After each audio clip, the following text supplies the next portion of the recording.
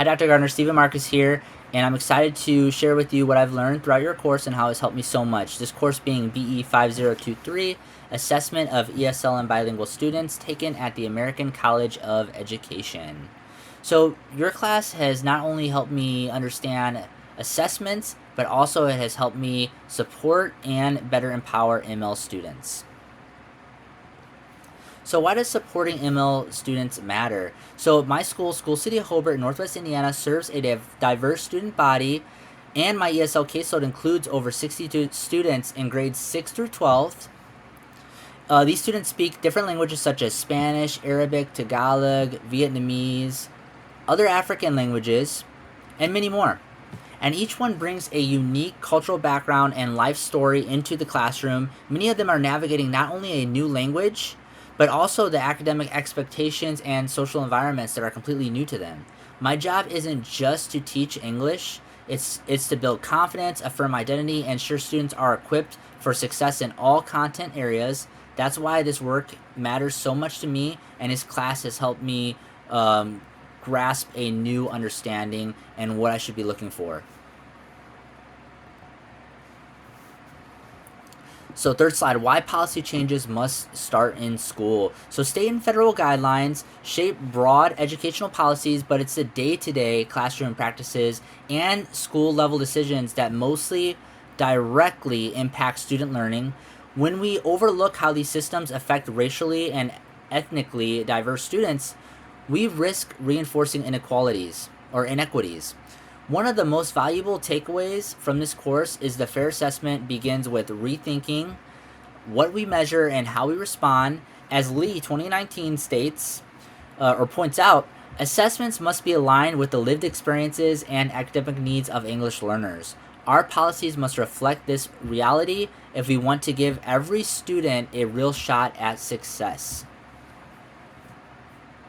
And so a couple images I put on here is just, students come from different language backgrounds and different cultural backgrounds as well. Slide 4, diversity responsive practice, cultural relevant instruction. So one criterion of a diversity responsive school that resonates with me is cultural relevant instruction. This means more than celebrating heritage months or adding diverse books. It requires embedding student backgrounds, languages, and perspectives into the curriculum itself. In my classroom, that looks like assigning writing tasks where students share their family migration stories or explain a historical event from their cultural lens. Whether that's a holiday, that could even be something like a cultural dish they're making with their grandparents, or something of that nature. Something that they can share and be proud of, right? These practices help students see themselves in the learning and affirm that their experiences matter. When instruction reflects who students are, they engage more meaningfully and develop stronger academic language along the way, because it's something that really is important to them. It's not just a simple task that, hey, I gotta get this task done and I'm good to go, right? This is something that they're proud of, they want to share, and they look forward to sharing with their fellow classmates. So writing tasks about personal stories, cultural reflections, and as I mentioned already, help students connect learning to lived experiences. So shifting from traditional to transformative assessments.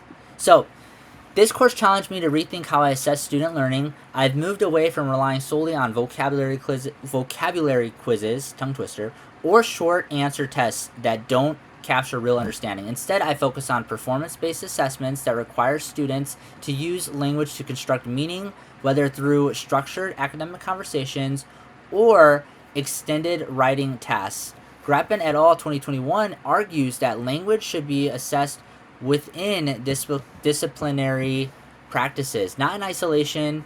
That insight helped me recognize the importance of designing assessments that mirror real academic demands, especially for English learners, who may appear limited on paper, but demonstrate deep understanding in more authentic contexts. So academic language in use, but not in isolation. And like I said at the beginning of this slide, moving away from just those traditional vocab quizzes and something that's more grounded, more meaningful, that they're going to be able to pick up more easily. Reciprocal teaching, results that matter. So in Module 3, I implemented reciprocal teaching within my 8th grade U.S. History ESL group. We focused on 4 core strategies: predicting, questioning, clarifying, and summarizing, while reading about the Constitutional Convention.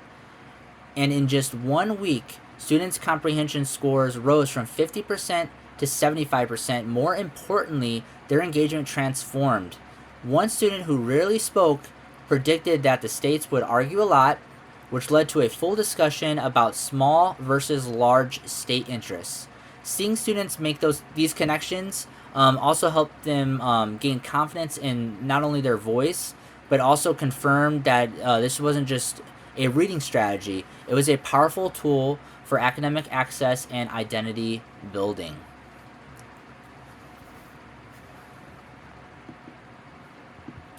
All right, so promoting equity through better assessment tools. So I've also deepened my understanding of what equity and assessment really looks like. Tools like the WIDA test, which is something that I've used as a foundation, and I've taken different segments from the WIDA test, not the test questions themselves, of course, but I've kind of created like my own little test questions for the students to build off of and to prepare themselves for the actual test each year. And then academic writing samples give a far more accurate picture of student growth across all 4 domains, which is going to be reading, writing, listening, and speaking. These tools recognize language as a process, not a binary pass or fail. They also allow students to show what they can do, not just what they can't yet do. So Proverbs 4:7 down here says, through it costs all you have, get understanding. Though it costs all you have, get understanding. This verse reminds me to focus on understanding my students deeply, not just meeting their gaps, but recognizing their potential.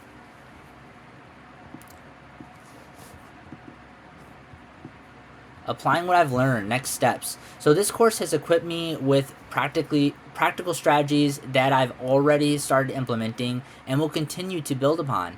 I plan to skill up reciprocal teaching across other grade levels, pair vocabulary instruction with Frere models and structured conversations, and support writing growth through sentence frames and mentor text analysis. I'll also advocate for professional development that helps content teachers support EL students with the same intentionality. When language development is embedded across the curriculum, we create a school culture where English learners are not an afterthought.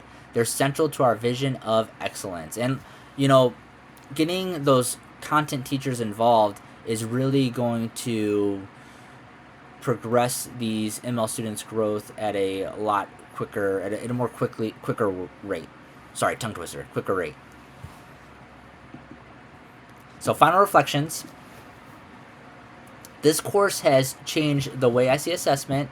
It's no longer just about tracking performance, it's about unlocking potential. My students don't need easier assignments, or they don't need lower expectations. They need better scaffolds, authentic assessments, and teachers who believe in their ability to succeed. As Micah 6:8 states, as you see it down here, act justly, love mercy, and walk humbly. That's my charge as a teacher. I am to lead with justice by advocating for equitable assessment, to show mercy through patience and support, and to walk humbly beside my students as they grow into confident, capable learners. And that's what's really enjoyable about this role as an ESL teacher, is because I'm able to see these students grow each year. They're the same students that I have each year, and I'm able to watch them grow and help them grow on their journey, their academic journey. So here are my references. And I just want to, once again, I want to thank you so much for this class. This class has helped me so much in regards to better assessing and supporting ML students. And I'm really going to use this on my future endeavors. And I hope you have a good one, Dr. Gardner. And I hope I have you again in another course if at all possible. Thank you so much, and God bless you.